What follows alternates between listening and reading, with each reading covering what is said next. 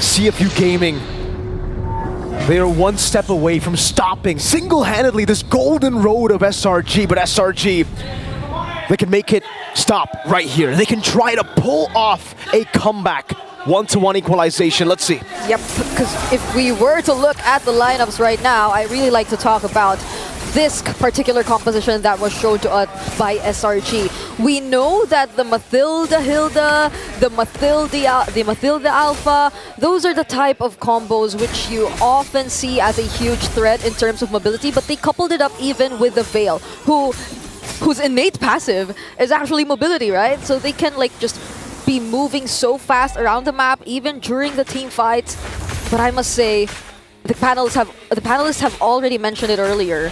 It'll take a lot to execute the conditions that are necessary for this particular lineup to work in their hands. Looking at the emblems right now, it seems like stormie's also investing quite in the damage. They definitely needed that. It was also mentioned earlier that having the Alpha as the jungle, you'd need some sort of other sources of damage, and it seems like they're trying to compensate for that, especially in the early stages while they're waiting for Innocent to just pick up all the necessary items on the carry in order to shred the other members of CFU Gaming. Let's take a look at the emblems here. This time around, it's actually a bit, well, actually way safer. We got so many tenacities, 3 tenacities for CFU Gaming. So I would say still the same level of aggression from CFU. It's just that, yeah, they have way more defensive emblems. They're more defensive-minded. Did Detective get that? I think Sekyss was the one who actually secured that on the Alpha. It's interesting the fact that they went for the Gatot Kacha plus the Hylos, by the way, up against this kind of composition. Innocent up top on a carry, actually losing out against Xingg on the Moskov. So already something different. Oppi will only now just pick up the roam boot. So the first 3 levels, he's actually been soaking in the XP and gold from the minion waves. An interesting take here for CFU Gaming. But all will be tested in this first turtle. Kramm is doing signature Kramm things, but it seems like the target is different. Sekyss actually wants to go for Wadu, pokes him enough to force out the Revitalize, but Detective though. They're gonna dive over. Great pick from stormie, catching them. And now Kramm will back away. They know they've gotten the win in the trades in the mid lane. It is still just them occupying the bushes, trying to wait for these clashes against CFU. Will have to give away control over towards SRG. And SRG, honestly, they have multiple ways to deny this aggression from CFU, right? It's either you go with the guiding wind, it's either you just move fast enough yourself to escape all those threats, or it's either you also interrupt these aggressions head on with all those knockups from stormie, with that ultimate, with that passive itself as well that can actually aid him in moving faster around the map. So Selangor Red Giants, they have a lot of ways to just recalibrate and make sure that they're ready enough to engage in a fight before they actually commit it. And CFU Gaming might find it difficult to do what they did in the first game, which was just forcing the fights here and there. Now it's the opposite. Oh, an SOD over. A cheeky little steal attempt from Xingg from up top. But yeah, it's the complete opposite here in game number 2. Game number 1, it was SRG waiting for the power spikes, waiting for the joy, and not contesting. Oh, Windstorm almost takes Seed down. Good flicker out. That was close. The fadeaway basic attacks from Innocent almost took him down. We literally have to thank... I mean, he isn't even on tough boots. Nope. So he was just able to... probably the effects of the decreased knockup time that we've seen in one of the more recent patches, but then that was really, really close for Z. But now we're seeing better rotations from SRG, definitely. CFU Gaming, we rarely see them actually engage and start things up. Even in that particular moment where Detective attempted to go in, it didn't work well for them, just because SRG had a way to stop them. That's the entire idea we're seeing right now. It's either they evade all these attempts and prepare to fight back, or just stop them in their tracks completely and then immediately respond to fight back. So it's all about prio again. Sekyss picks up that War Axe. 4th minute in the game, that'll give him a lot of sustain in these skirmishes. CFU Gaming? Yeah, to go back to the point, the fact that they went for the Gatot Kacha and the Hylos after seeing the carry and Alpha was definitely an interesting choice to go for, right? There's so much shred, I would say, for the side of SRG. And CFU will have to also kind of like bob and weave in these team fights.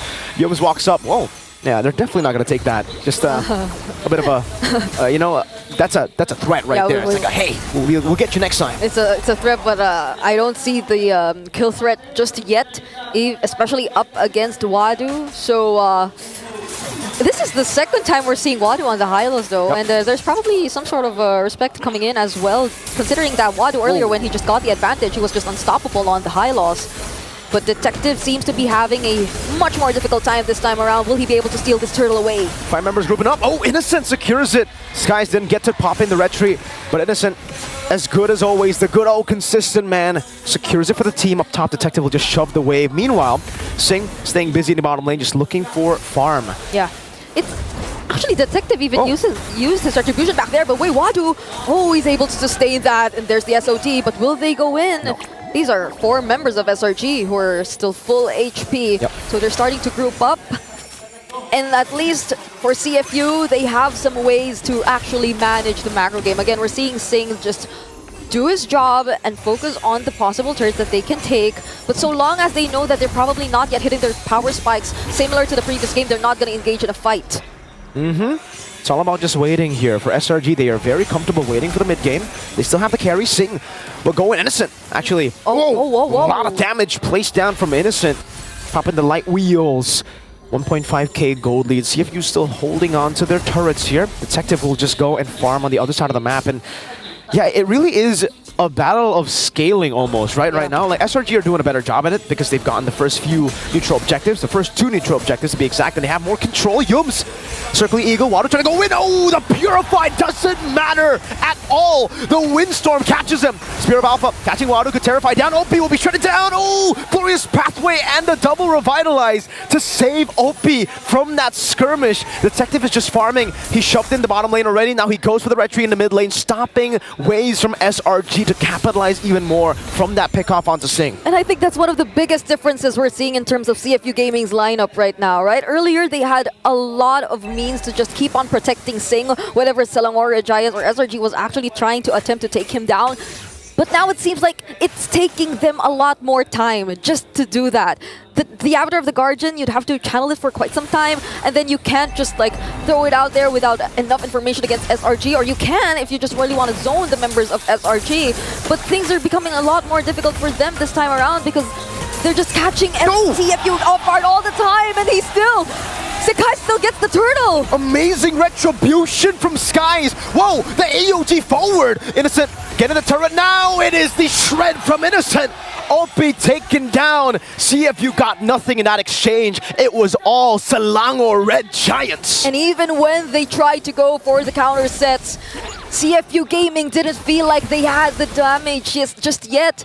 They weren't confident enough to actually engage in the fights, and SRG just kept taking advantage of that. Now they're just focusing on taking down all of the turrets. Imagine 8 minutes into the game, CFU Gaming are nearly trapped in their base, and SRG's doing just a great job zoning! 2-man Spear of Alpha, the Windstorm! Oh, Xingg! He's burning down, ticking down! Oppi was taken out already! Xingg will barely stay alive, but SRG, they are controlling and dictating every step of the way of game number 2. Yeah, it's so hard to think of a way of how CFU Gaming is going to play around this because of the mobility of SRG, because of their ways to stop CFU. And even if they actually try to head in first, SRG, they're just so high in terms of damage. They can immediately take down Oppi. Oppi's not having a good time. He's 0-3 on the Gatot Kacha, actually taking like 3 out of the 4 kills that SRG has. This is a very low scoring game that we're seeing.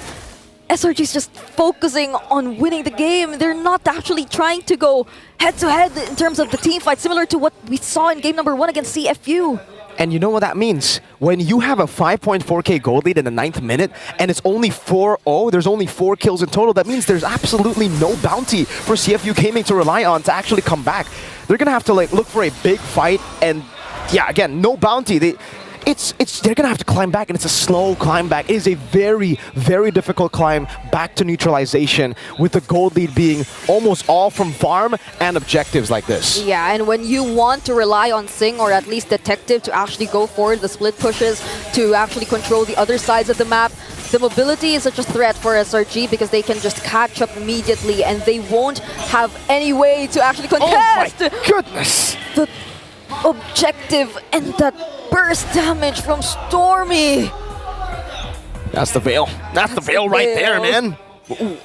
Windbender, we call him. I guess Innocent in the bottom lane will take this turret for free. CFU, let's take a look at how different the itemization looks. Actually, stormie and Z, there's not a big difference there. Only 600 gold. Yeah. But then we see, very big disparity of gold between the gold laners.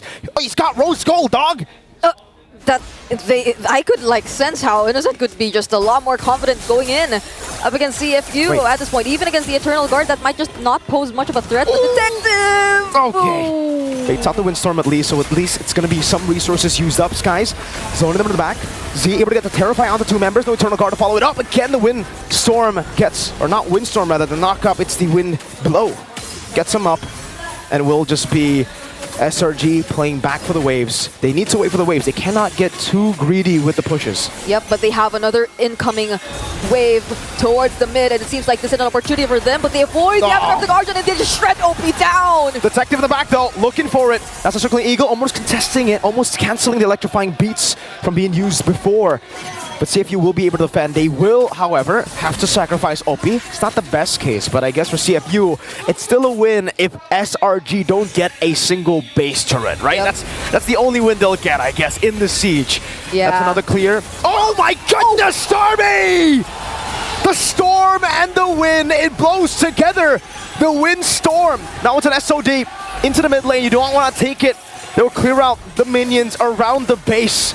But then in the bottom lane, SRG will just relocate their damage, allocating it towards the base turret. You can hear the M6 arena go wild after that play. They forced their way to the base. CFU Gaming, they wanted to make sure that with that lord that they secured, they'd at least take down 1 or 2 base turrets, and that was more than enough for SRG. And imagine the range we're seeing here for stormie. How could you put yourself anywhere near SRG if you know that there's a threat of an immediate burst down from a full combo of this veil? Whenever he gains vision towards Z, towards Detective, towards Xingg even. Unfortunately for Xingg, he hasn't really been able to position himself near enough towards SRG to actually fight. And that's a problem. That's a problem, right? Because earlier, Xingg had almost no problems just trying to position himself whenever there was a team fight.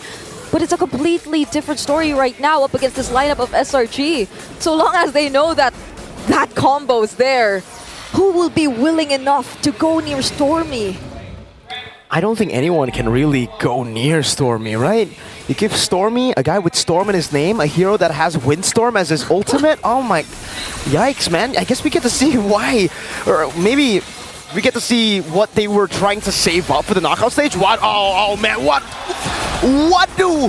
What happens to his HP bar? Spear of Alpha into the back line. Xingg still able to go for the free hits, but it does nothing to Skies. Z in the back getting taken out. Innocent will get the double. Detective of the world. Oh, pops in the Winter Crown. But now the shields of the photo. It will take him out. Innocent is on a killing spree just based on the 3 kills. That's a triple. Selangor Red Giants. They want to keep their golden road alive. They will be forcing their way once more to the base, and we will not prolong this game any longer. We are officially entering the first ever game.